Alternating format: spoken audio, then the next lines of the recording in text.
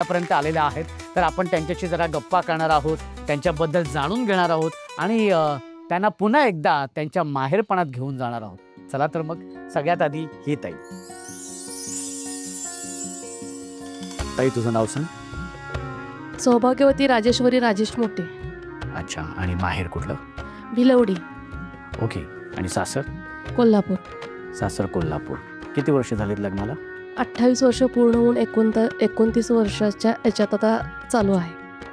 Okay. म्हणजे जवळजवळ 29 वर्ष झालेली आहेत. कसं आहे भाऊजींचा स्वभाव? स्ट्रिक्ट आहे, पण जे काही मी अदर आपली जी कला ॲक्टिव्हिटी जे करते त्याला सपोर्ट आहे त्यांचा. सपोर्ट आहे. आणि स्वभाव कसा आहे भाऊजींचा? स्वभाव अजून तरी 28 वर्षात स्ट्रिक्टच दिसतोय. मायाळू थोडा कमी आहे, पण सपोर्ट असल्यामुळे सपोर्ट असल्यामुळं त्यांच्या मेन म्हणजे त्यांच्या सपोर्टमुळेच मी इथंपर्यंत आज आहे. बरोबर. स्ट्रिक्ट आहे ते काळजीपोटी आहेत की आजच्या समाजात एका स्त्रीनं बाहेर पडणं, रात्री अपरात्री घरी येणं हे काळजीपोटी त्यांचा तो स्ट्रिक्टली पण आहे. बरोबर. पण त्यांचा सपोर्ट आहे तुमचा? हो, फुल सपोर्ट आहे. जे काही हो जो व्यवसाय आहे तुमचा त्यासाठी. हो.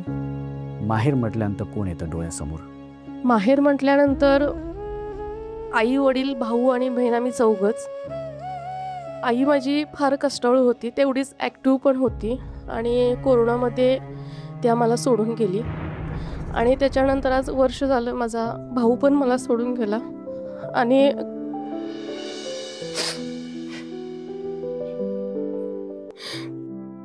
आज तुम्ही जे माहेरच्या आठवणीसाठी जर हा खेळ इथं या ठिकाणी घेतला, कदाचित आईवरून माझी बघत असेल 4 वर्षानंतर सन मराठीच्या या माध्यमातून लेकीची जी हौस असते ती आज इथं माझी माहेर आल्यासारखं. खरंच सर मी त्याच्यासाठी तुम्हाला मी धन्यवाद देते. पूर्णपणे मी माहेरी गेल्यासारखं वाटलं. पण काय एखादा असा प्रसंग ताईतला ते सांगावं असं वाटतंय? आई ज्या वेळेला सोडून गेली, समोरून माझ्या आईला घेऊन गेले, पण मला माझ्या आईचा चेहरा बघता आला नाही. समोरून जात होती पण मी आईला बघू शकले नाही आजपर्यंत सर.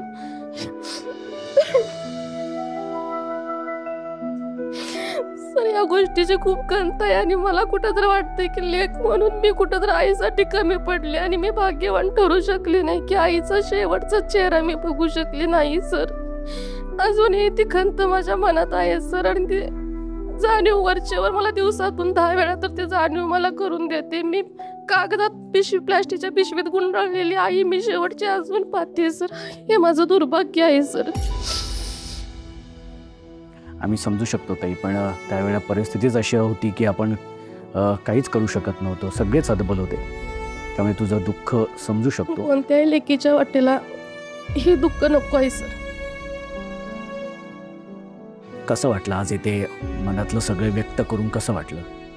असं वाटतं की माझी आई आज इथं अवतीभोवती आई आहे आणि तिची कौतुकाची थाप माझ्या पाठीवर आता सध्या पडत आहे. ही जाणीव सर आज मला इथं होत आहे. आज मन मोकळं झाल्यासारखं वाटतंय. हो.